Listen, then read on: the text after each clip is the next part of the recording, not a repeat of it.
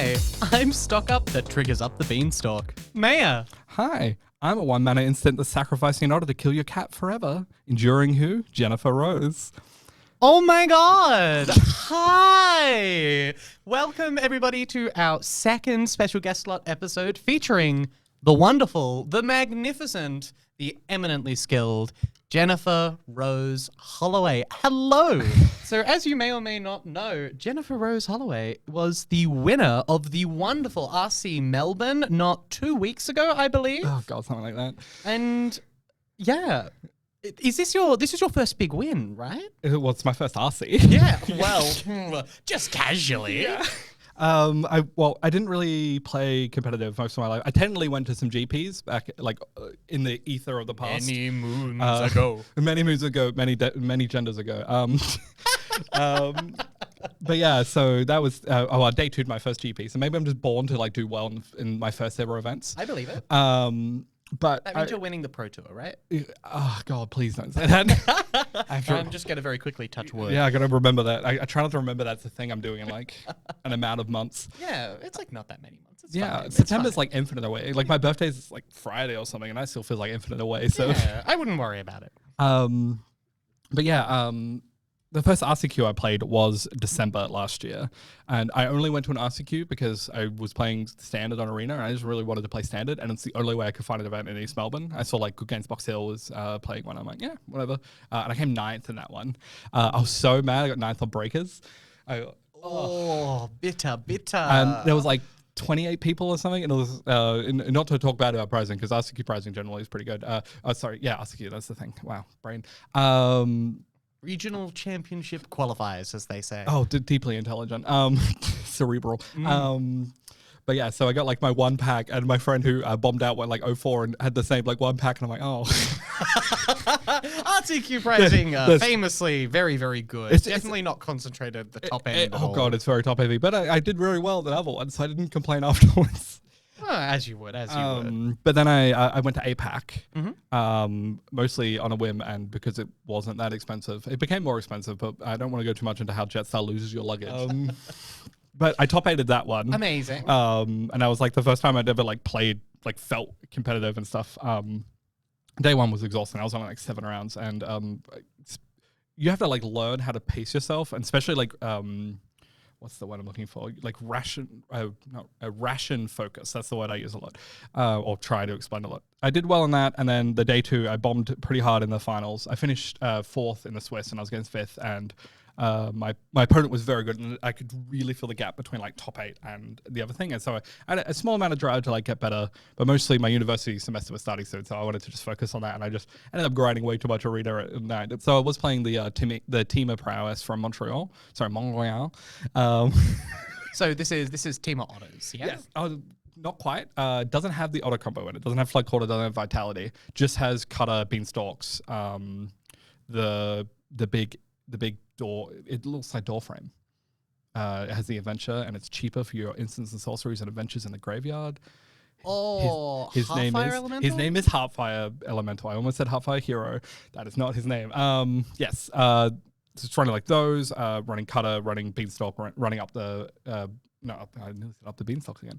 Running this town and Storm Chaser's Talent, and just a bunch of one-offs of things and ops and stuff. Sure, it's like a hybrid deck between the two, but without the on the spot win the game combo. Which it's just killing you with solve it for me because thinking about that combo is too much effort. So in this case, you just make enough creatures. You eventually I have 5 prowess creatures. I can definitely kill them this turn. I don't want to think about it though, so I'll just cast spells and see what happens. Which is the perfect way to play arena and a terrible way to practice. So you have a history of okay. So what were you playing at the RC? You ended up on a very aggressively slanted Dimir Midrange deck, right? Yes. Unfortunately, I had to run 4 of the best card of my deck, Preacher of the Schism. I like generally the more kind of flashy, tempo-y kind of styles of Dimir generally. Again, my hot take always is that Dimir is an aggro deck and Dimir and Mono Red are basically the same, but every time I say it, people look at me like that. I generally prefer those builds and being very aggressive and kind of... lack of better terms, beating people to death. Dimir is always winning when you're attacking. Dimir kind of wants to develop this kind of tempo. Well, also, you only draw cards if you attack from either Preacher or Cat.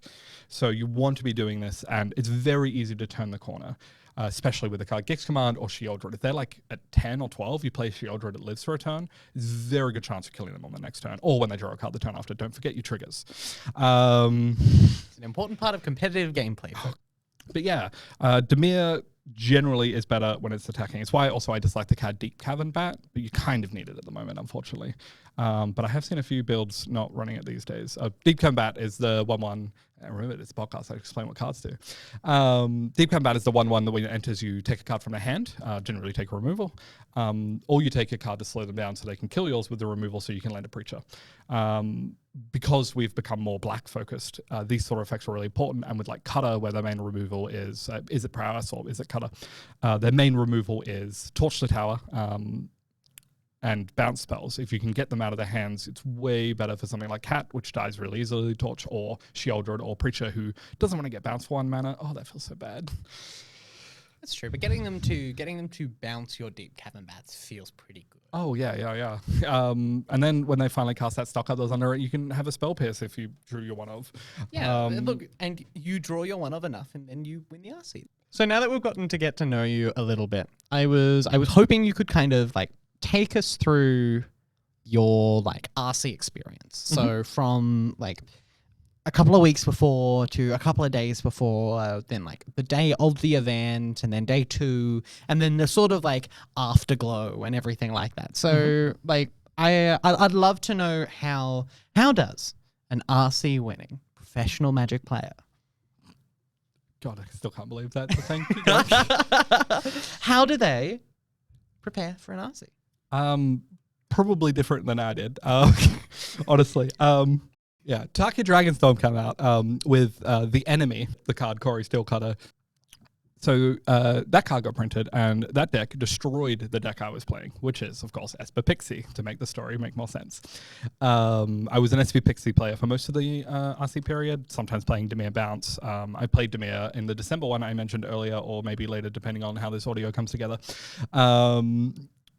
And then, yeah, I switched onto Pixie for the Sydney tournament, the Sydney ANZ Championship, and I fell in love with Pixie.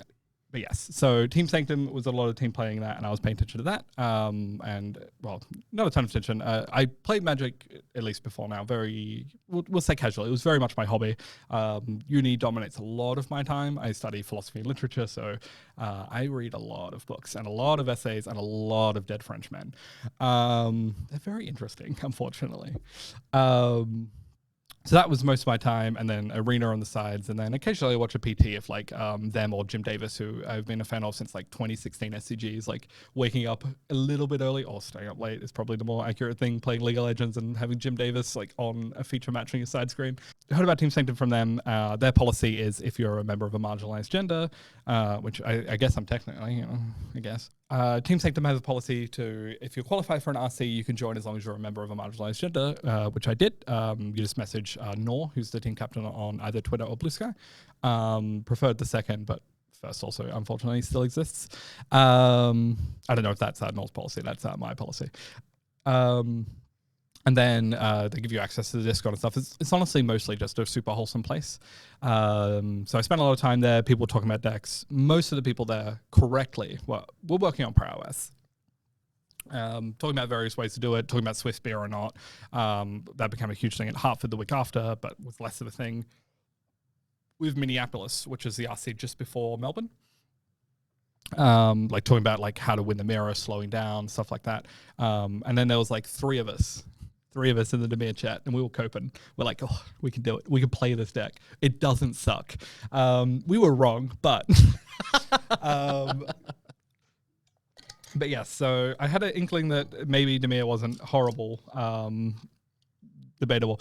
But I wasn't sure what to play, and I didn't have a ton of time. The main thing is I wanted to learn Prowess. I actually own the cards for it, or at least I ordered them. They showed up the Monday after the RC, so regrettable. Whoops. But I was going to learn that, or try to, and I played like one mirror one time in Arena, and I was like, oh god, you have to think so much, and also it like just doesn't matter. like contrary to what the entirety of Twitch chat and also unfortunately Twitter, I should stop using that website, I think Cutter is a very difficult deck to play. There are a ton of micro decisions. It's kind of similar to Pixie in that way, but I think it's more. Like there's a ton of times where whenever you sleight of hand, you look at 2 cards and you pick. Sometimes it's easy, but a lot of times it's not. You look at Opt, you see 1, you have to decide whether to take Opt to scry 1, the draw card. You have to decide whether to keep that or take a blind. Like there are a ton of micro decisions. Like sequencing properly so you can cast 2 spells multiple turns in a row, like playing around what cards your opponent's going to have, and doing so much math to see like how many turns can I kill them? Is it 3 turns if I do it in this order, 2 turns if I do it this way, but it's easier disrupted? There's a ton of maths in that, and that's just too much effort to learn, and I do not have time for that. It's a lot of the same kind of difficulty in like small cumulative decision making that made Izzet Phoenix quite difficult to play in Pioneer. Yeah. So yes, you were posting about win rates for Dimir and the RC, and you didn't want to learn Izzet. Yes, and also I had 3 essays due in the 2 weeks before the week before. So splendid. Yeah, so I got those done, and then I was in the final week, and I was like, I should probably play some Magic. And then I saw I had a quiz due on the Friday, and so instead I played some Magic.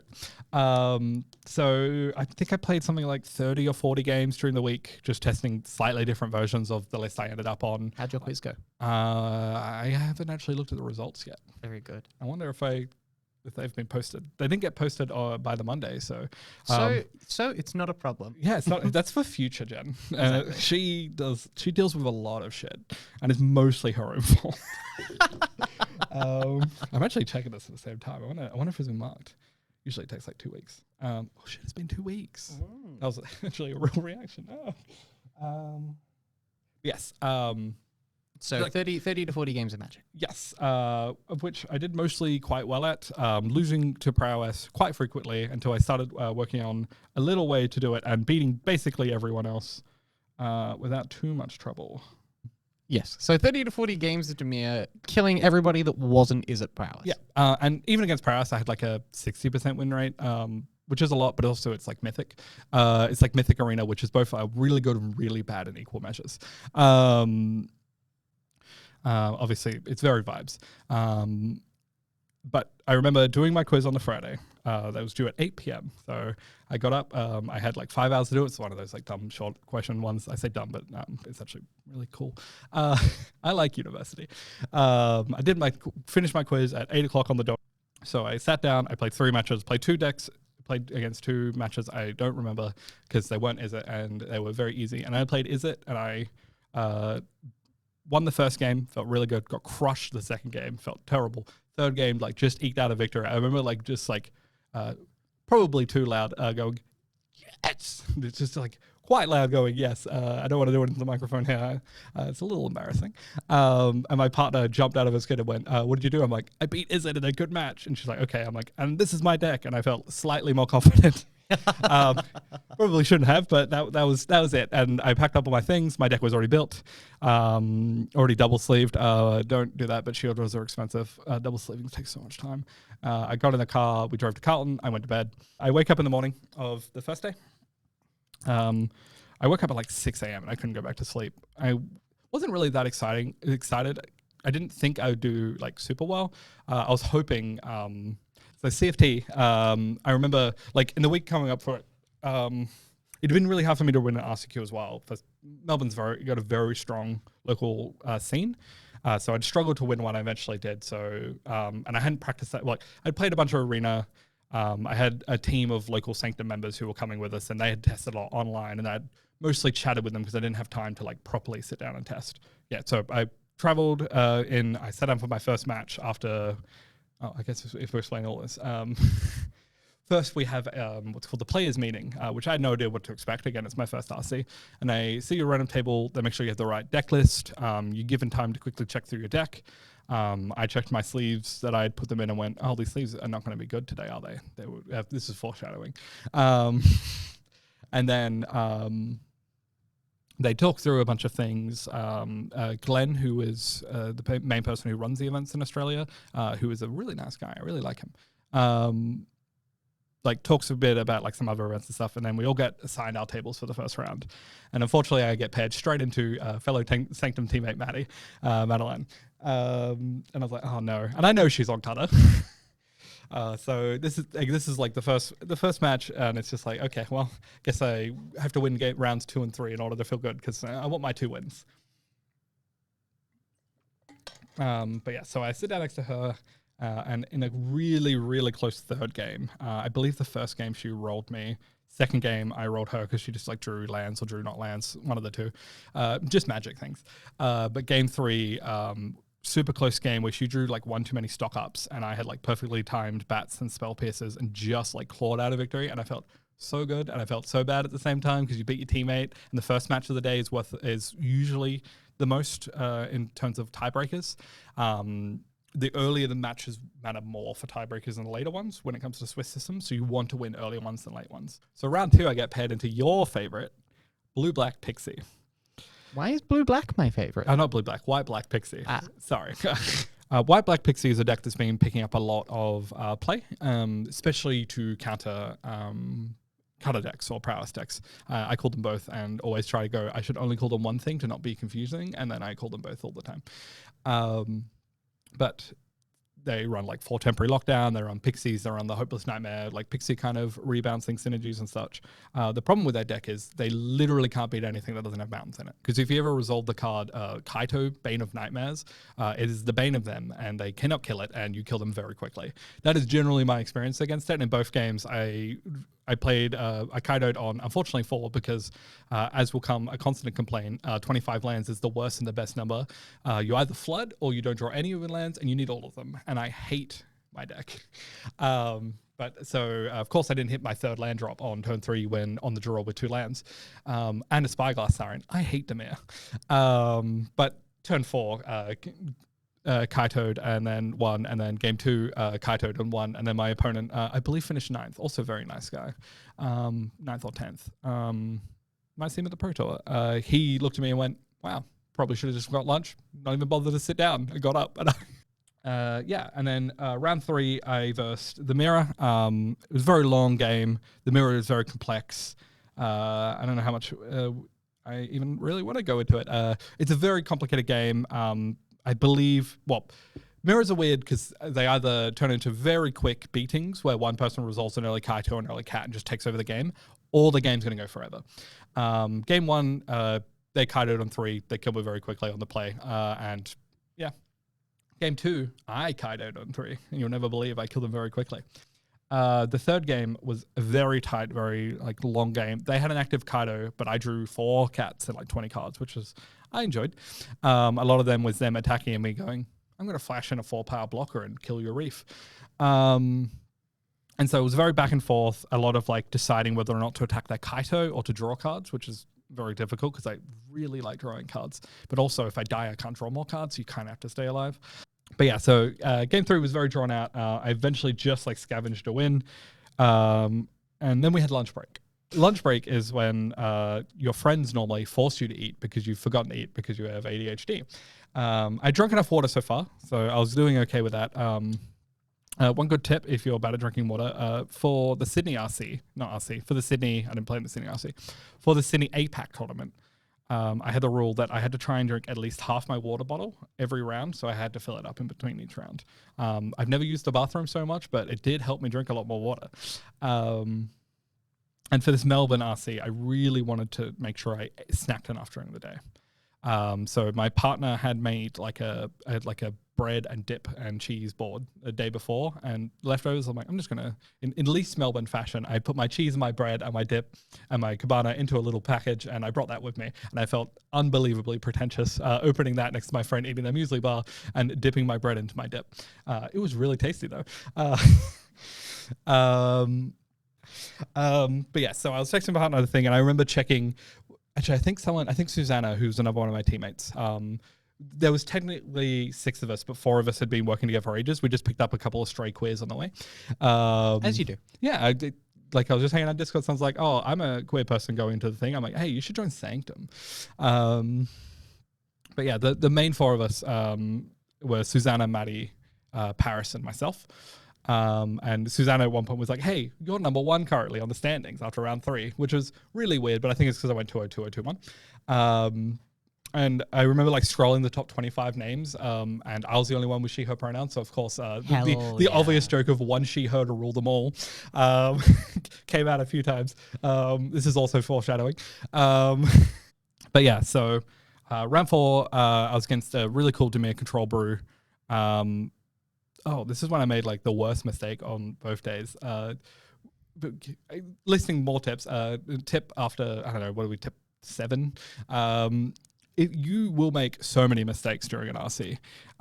What doesn't matter is how many mistakes you make, it's how you reflect and how you recover from them. Because you will lose games to stupid mistakes, or you'll just make like a silly mistake and you'll feel really dumb, but it doesn't really matter. And you'll do this a lot, especially if you're playing any...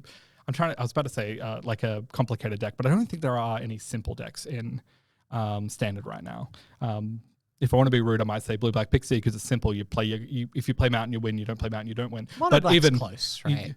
Even Mono Black is really complicated because you do a lot of hand hate. And hand hate is like really hard to do well. Like knowing what cards to take and which cards are threatening or not.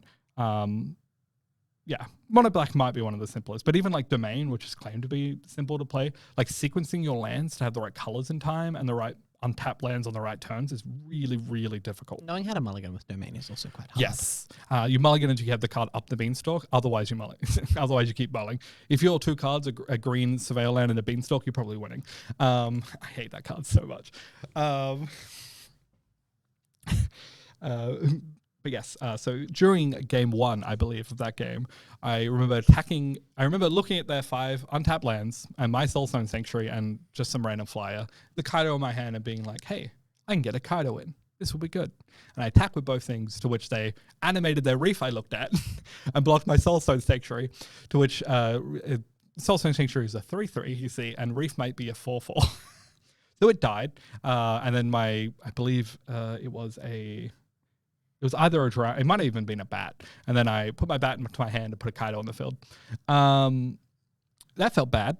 I for one, don't like stone raining myself. I like stone raining others. Very funny. Don't like stone raining myself. And to save a little bit of badness is me, well, not save a little bad. The other bad part is I've now lost my blocker to protect my Kaido. And there's a Reef on the other side of the board. And Kaido has 4 loyalty. So of course now I have to neg my Kaido instead of drawing a card to tap down their Reef.